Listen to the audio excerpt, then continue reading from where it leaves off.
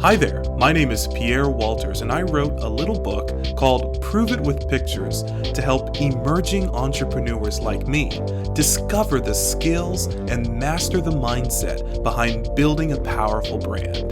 Today, I'm glad to bring just a few of these powerful lessons to you right here. Join me on this episode.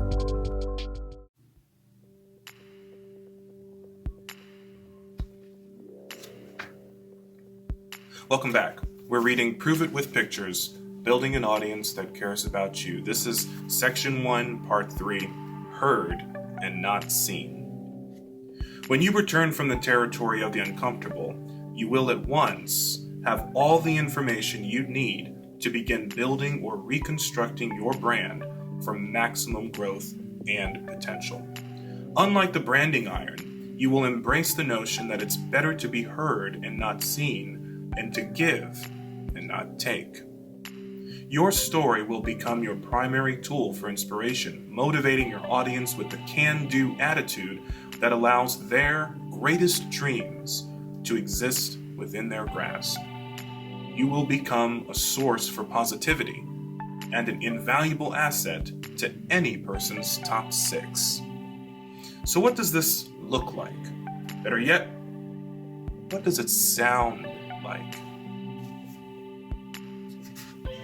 In an interview with a small IT business owner, I asked her why she gave away so much of her incredible knowledge to random viewers across the internet through YouTube.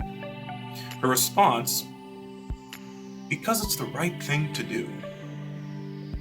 I followed up quickly, my curiosity sparked, because I can't remember the last time I've ever heard a business give away its product simply because it's the right thing to do. So I asked, aren't you concerned that you'll end up teaching people how to build their own websites and then they won't need you?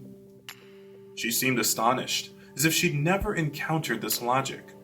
She paused in silence for a moment or two before saying, if I'm not needed, then I'll need to offer a better service. Wow. In the span of about 15 seconds, my entire perspective on entrepreneurship shifted nearly 180 degrees. She wasn't focused on meeting a sales quota. She was focused on improving the lives of those in her community, albeit a virtual community that spanned the globe.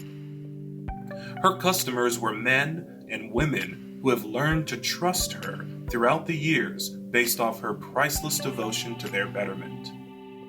Through service-oriented tutorials on YouTube and her blog posts addressing very specific questions about very, very specific challenges. You see, her customers patronized her because she was a part of their inner circle. She had made her way to their top 6.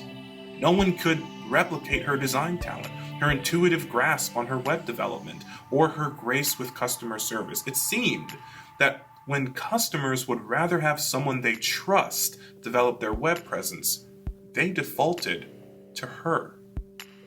While major corporations spend millions in marketing to convince everyday men and women that they are relevant, nothing seems to compare with the simple act of being relevant. I wonder how much time could be saved or better spent if major corporations spent more of it simply being relevant, spent more time listening instead of preaching, and resolved to live in the background of their customers' natural genius.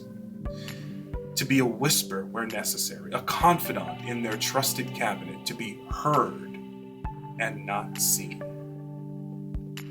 Whether you are a musician, a training organization, an IT company, a video production firm, a restaurant manager, or a wine label, you have positioned yourself as a resource for those who require your service.